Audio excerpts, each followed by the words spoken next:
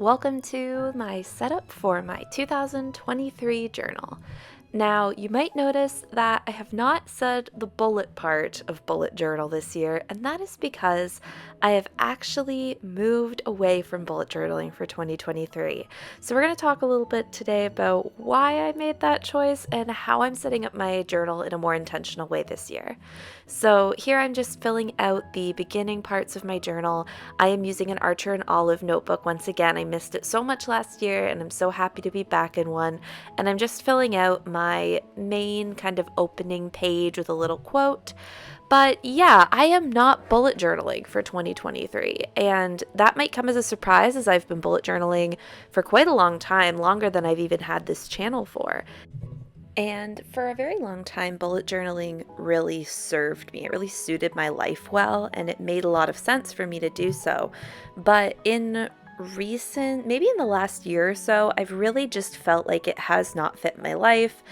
It has been kind of a bit of a chore to fill out. I have a lot of empty pages, and I'm really liking more of a traditional journaling style. So I'm going to be doing a little bit more of that this year, and I'm so excited to take you along with me on the journey of changing things up a little bit, growing and learning. I started bullet journaling in 2014, I believe, or 2015. I was nearly finished my third year of university, I think, when I started, and it has been a great tool for years. It's been super helpful for mental health, for well-being, but in the last couple of years, it's kind of just not working. There's a block there. Every time I sit down to fill out my journal, I'm not enjoying filling it out. I'm not liking the way that it's being set up. I'm not keeping up with weekly pages, and it's like, you know what? I could keep trying to do it and make it work, or I could just change and do something else. I found a lot of journaling Instagram accounts that have really inspired me with different kinds of journaling that are less planner focused and more just life focused. So my journal this year is going to be kind of a combination of some to-do lists, some journal entries, a lot of collections, a lot of lists. Here I'm just putting this brown paper circle over top because I tried to write 2023, but 2s and 3s are such weird letters to write, especially 2s, and it just was not working. So I was like, I've got to cover this up for my own sanity. And of course, that's going along with a quote from Not Another D&D podcast, Eldermorn, on the right side there about learning, because I think this is going to be a big year for growing and learning. I want to do a lot more with my YouTube channel. I want to do a lot more crafting things. I want to try out a lot of new things and kind of see what happens. So it's a good energy to have going into the new year. Despite the fact that I am moving away from a planner style in my journal, I am setting up a yearly overview. I wanted something where I could just kind of check dates really quickly, and I knew that I would be flipping back to the front of my journal if I didn't put that in there, so I knew that needed to be a part of my setup, even though I changed my style a little bit more. So I'm counting out here the spacing so I can make sure I set up these little shapes evenly so I can set them up for the months of the year, and then I'm going to add in my calendars. I don't have a lot of space on here for putting like a future log kind of situation, so I may just circle the significant dates and then write any that like I don't know off the top of my head, but I know birthdays. If I see a date circled, I know whose birthday that is. It has definitely been a eventful year for me, 2022. This is the year that my YouTube channel really took off back in August with Lola's Journal Tour. A lot of you guys are here because of that video, and it's so incredible to have such an audience for my content, and I'm excited to do a little bit more with it next year. I think I'm moving more toward D&D related content now that I'm kind of stepping back from bullet journaling, and it's going to be different, but I think it's going to be the same energy, the same hopefully good vibes. There's my little transition for getting all those calendars drawn in, and with a few decorations, the yearly overview is finished. I like how it turned out. I went super minimal, this nice neutral colored Tombow with this goldenrod colored Archer and Olive acrylograph pen. And this gold gosh, is it like a Uniball, I think? This gold pen I've had for years, like for such a long time, and it's such a good pen. It's absolutely a staple in my pen box.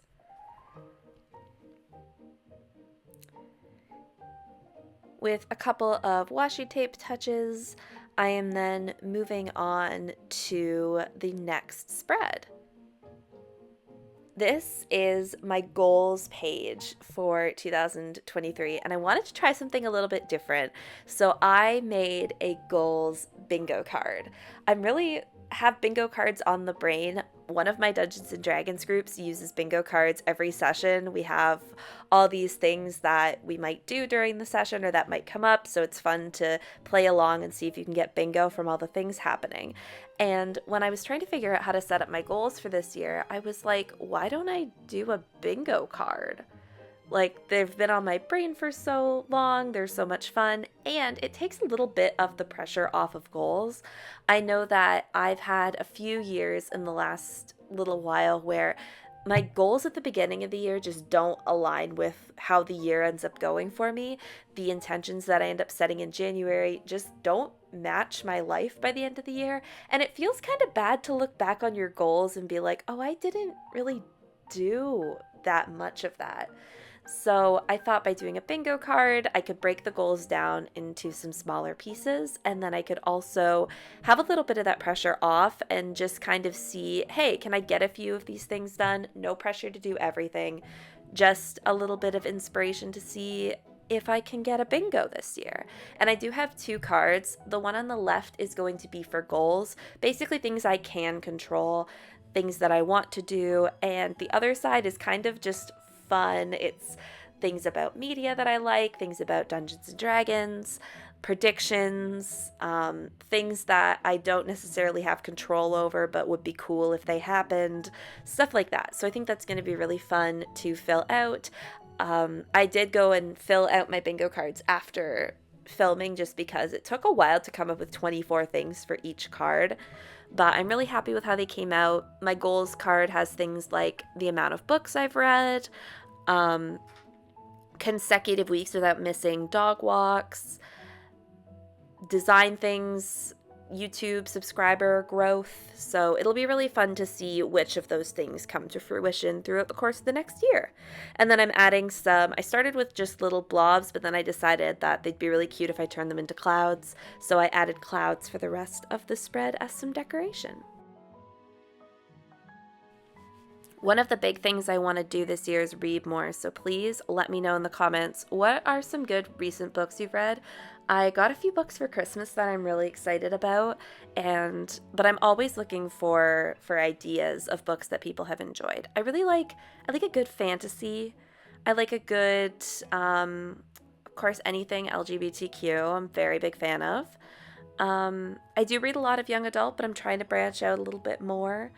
And yeah, I don't like anything too kind of like gritty in sci-fi. I like it a little bit less kind of crunchy.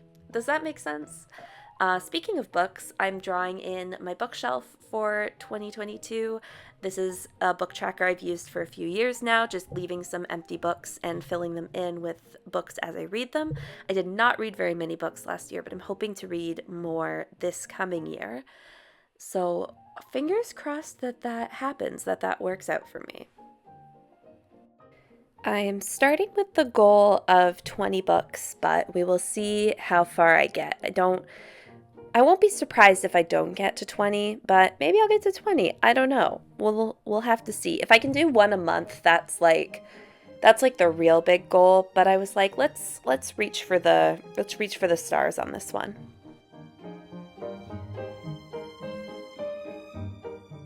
I hope that everyone had a lovely holiday season, celebrating it however you see fit, whether you are with friends or family or by yourself. I hope that you were able to get in some days of doing things that you enjoy and that you were able to find some happy spots, maybe within a time of year that can be a little crazy. I have definitely had a weird December. I had all these plans to do these December daily videos and Vlogmas, and then COVID went through my house, and then all of those plans went out the window. Um, but I'm trying to make the best of it. I have been working on my December daily album, and I hope that I'll be able to share it soon. If I don't have it done in the next couple weeks, I will probably wait and share it next year when it's a little bit more seasonally appropriate, but it is happening. I have been working on it. I had a lot of brain fog when it finally caught up to me after years. And I feel like I still kind of have a little bit of that brain fog. I feel like I haven't quite shaken that yet, but we are trucking through. I'm about to start on the media spread for the other side of this page because I absolutely have a lot more movies and shows I want to watch this year. For some reason in 2022, I just wanted to watch things that I had already watched. Like, I guess I just wanted comfort media because I rewatched Pretty Little Liars, which was a journey. I was obsessed with Pretty Little Liars in like 2013, so I rewatched it, and it's it's such a wild show to watch. It's truly some decisions were made. I rewatched that. I rewatched The Office. I rewatched Community. I've rewatched a lot of the Dropout shows. For some reason, I just wanted the comfort of things I'd already seen. So for this next year, I'm hoping to actually watch more of the things that are on my watch list and not just keep watching the same shows over and over. Although I did just start rewatching The Office again, so who knows? One show I have been watching lately, if you are into reality TV, there's this show on BBC called The Traitors. It was wild. Some good soul uploaded the whole thing to YouTube, so if it's still there, check it out if you like reality shows. It's like Werewolf and The Mole. Oh, it was so good. I loved it. It was fantastic. There's going to be a US version, but I don't know. There's something about like the charm of a BBC reality show that just has different energy than American ones. But I could truly talk about reality television for way too long. It is a absolute fixation of mine, and I like to sprinkle in little bits of it while I have a captive audience. I'm just finishing up my media spread with a few little sparkles with that Archer and Olive acrylograph. And then moving on to my last page of my setup, which is my social media tracker. So I have seen a lot of growth through YouTube. I am getting a little bit more through Instagram, is doing a little bit better lately. And I've started trying to make TikToks. I don't know. I don't know quite how to do TikTok, but I am trying. And I feel like this might be a little bit more growth for my content this year, fingers crossed. So I wanted to make a tracker that had some tips and some thoughts on creating for Instagram and TikTok because I'm a little bit less confident on those platforms, and then some ideas and some trackers for follower counts for YouTube. The big goal this year is if I could make 10,000 subscribers, that would be wild. 5,000 is like, I think 5,000 I could do this year. I think I could do that. And with that little transition, here is the final flip through. Thank you so much for watching. I hope that you have a wonderful new year and that this year brings you everything you could hope for. If you want to check out any more of my posts or anything like that, all of the links are in the description box below. You can follow me on Instagram at ShapingShan, and I will keep you updated through all those places of the projects that I'm currently working on or will be working on. And until next time, keep it magical, and I will talk to you very soon. Goodbye, friends.